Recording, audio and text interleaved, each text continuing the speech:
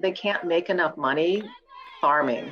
And while it was hard when I first started going there, it's even harder now. So the climate has really impacted them, and COVID really impacted them. What's interesting about COVID, though, for Kenya is that they just literally closed schools because they couldn't provide the access to an equal education because they couldn't provide computers to these little villages.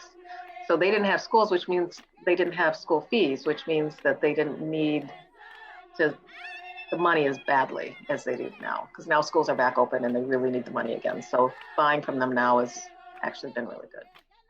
We primarily narrowed it down to the women who are part of adult literacy groups. And these women, the reason why this is important, it's not just because they want to improve their own education, but it's because they support their daughters by choosing to not send them through FGM. So this is a double project in that we're saying we're supporting the mothers of the daughters so that the daughters are not going through female circumcision. So they're actually feeling empowered in other ways.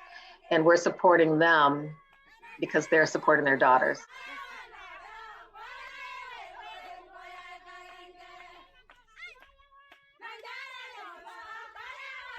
Let's empower the mothers who are then going to empower their daughters and then going to show that example to the community members and then also to their sons and their husbands, that women have this strength and women can carry on.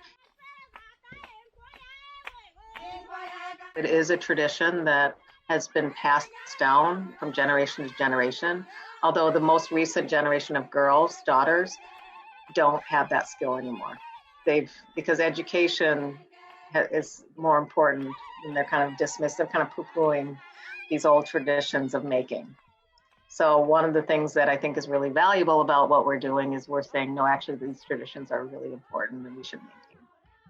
To this position of being artisans is our goal. My goal was always to be able to provide them with that opportunity to give them a skill set that is so revered and so recognized within their community that not only can they be really proud of that, but their daughters can also be proud of that. And also for their daughters to know that if for whatever reason they don't do well in school, which happens quite often, there are other things that they can do.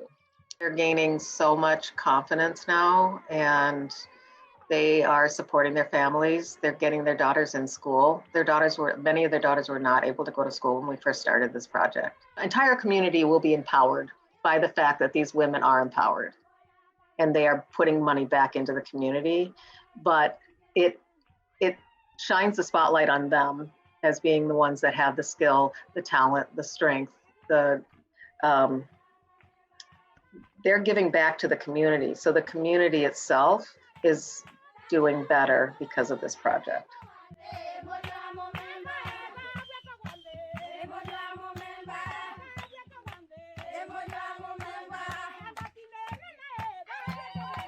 Thank you for providing curious.